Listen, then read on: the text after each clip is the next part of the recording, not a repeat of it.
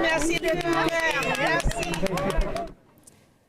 C'est une semaine lourde en symbole qu'on vient de vivre collectivement avec les manifestations contre le racisme et la brutalité policière qui se sont multipliées un peu partout. Vous venez de voir donc le premier ministre Justin Trudeau, genoux au sol dans une manifestation hier à Ottawa. On en parle ce matin avec les stratèges de l'image et des communications Martine Saint-Victor et Louis Aucoin. Bien heureuse de vous retrouver. Bonjour tous les deux. Oui, bonjour. Alors, on a vu ces images de Justin Trudeau, genoux au sol, pendant environ 8 minutes avec les manifestations hier. Même chose du côté du chef de police de Toronto. Martine, tout d'abord, comment doit-on voir ce geste qui a été posé? D'abord, je crois que le geste du premier ministre Trudeau est évidemment un geste de solidarité. Je pense aussi que le message qu'il envoie, c'est de dire non seulement aux membres de la communauté noire canadienne, mais aussi à tous les Canadiens qui se sont joints aux manifestations à travers le pays depuis quelques jours. Il leur dit « je vous vois, je vous entends ». C'est aussi une reconnaissance des inégalités, c'est aussi une reconnaissance des revendications qui ont été faites. Et je pense que c'est un message aussi de compassion et d'empathie. Le chef de police de Montréal avait mentionné qu'il allait participer demain à la manifestation de Montréal et possiblement qu'il allait poser le même geste. En tout cas, il allait étudier la chose.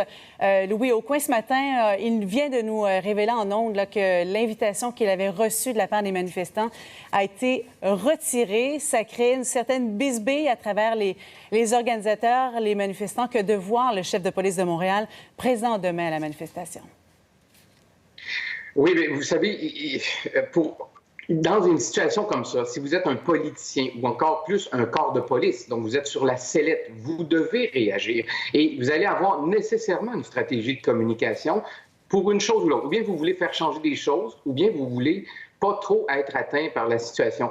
Ça, le service de police de la Ville de Montréal a présentement une stratégie de communication pour un peu se tenir en retrait de la situation, contrairement au premier ministre Trudeau, qui, lui, est allé dans la manifestation, mis un genou par terre, etc. Est-ce que le seul geste que le chef de police de la Ville de Montréal est capable de faire, c'est d'aller à cette manifestation? Non.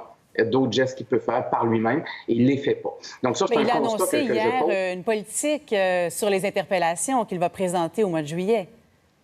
Oui, c'est une politique qu'on pourra mettre sur la tablette des politiques du SPVM. Donc, il y en a eu beaucoup. Je remonte seulement aux années 2000. Il y en a eu une en 2004, il y en a eu une en 2006, des politiques contre le profilage. Il y a eu une stratégie d'action en 2008. Il y a un nouveau plan stratégique 2012-2014 contre le profilage.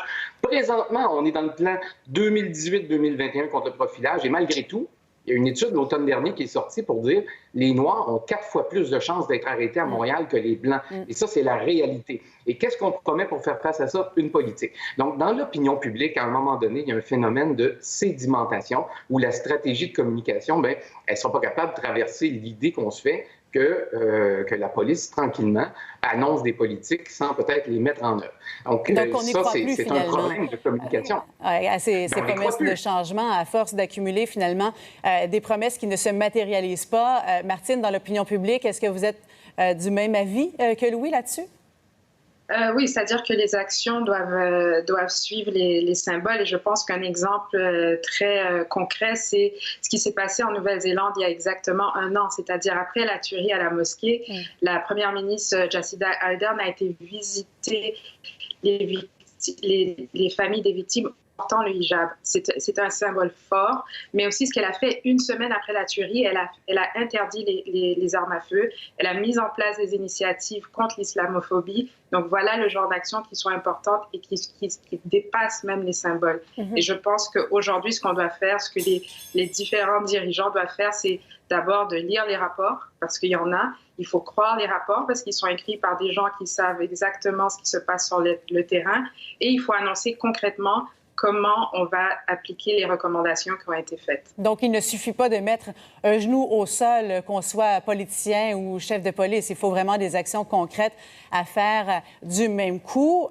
Louis, à ce sujet-là, concernant le chef de police de Montréal, parce que c'est tout frais, en fait, on vient d'apprendre qu'il ne sera pas là demain, est-ce qu'il lui fallait vraiment une invitation pour se présenter? Bien, vous savez comment ça s'est passé hier soir, juste le rappeler, hier dans la journée, il a dit j'invite les organisateurs à m'inviter à aller à la manifestation. C'est pas un très gros engagement. C'est pas là, il remet dans les mains d'autres personnes la responsabilité pour lui de prendre une position ou non. Il y a un gros problème. Aujourd'hui, là, il y a une réunion qui doit se tenir au service de police de la Ville de Montréal pour décider qu'est-ce qu'on fait avec cette situation-là, puis qu'on arrête d'improviser. Donc, il faut prendre un leadership, à moins qu'on veuille se tenir loin du problème. Mais si on veut quand même donner un message clair, puis être cohérent avec la liste de politiques que je vous ai nommées tout à l'heure, d'ouverture envers les communautés, je pense qu'il faut poser un geste. Donc, quel est ce geste? Je pense que ce serait l'objet de la discussion, mais là, on a une situation particulière où l'actualité nous fournit le geste qu'il faut poser pour être solidaire. C'est rare. Là, on nous dit, vous mettez un genou par terre, c'est le symbole que vous êtes déterminé à ce que les choses changent. Donc, c'est le geste qu'il faut poser. Donc, pas très compliqué. Donc, quand on constate qu'il ne le fait pas, ça contraste avec ce que d'autres chefs de police font. Je pense le chef de police de la ville de Toronto, qui lui n'a pas hésité à poser ce geste-là, et d'autres chefs de police, des centaines de chefs de police à travers l'Amérique. Et c'est le geste qu'avait posé Colin Kaepernick il y a quelques années lors de l'hymne national avant les matchs de football aux États-Unis. Martine, on en avait quand même parlé beaucoup à cette émission, à la table des communications. Et là, au cours des dernières heures, le commissaire de la NFL, Roger Goodell, dénonce les actes de racisme et d'oppression, fait son mea culpa aussi, dit que la Ligue n'a pas agi de la bonne façon en bannissant les joueurs qui poursuivaient, qui continuaient de poser un genou au sol lors de l'hymne national. Bon, je pense que j'ai déjà souvent évoqué ma position par rapport à la Ligue nationale de football, puis je crois qu'il est une association qui cristallise justement la polarisation qui se trouve aux États-Unis. Une ligue, 70% des joueurs sont noirs.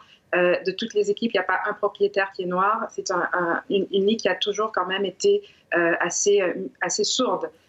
Et aujourd'hui, en fait, je pense qu'il faut reconnaître le geste du commissaire Roger Goodell. Maintenant, je serais assez surprise que ce soit un geste qu'il ait décidé de faire de sa propre décision. Je pense qu'on lui a tordu le bras, mais c'est à voir dans les semaines à venir.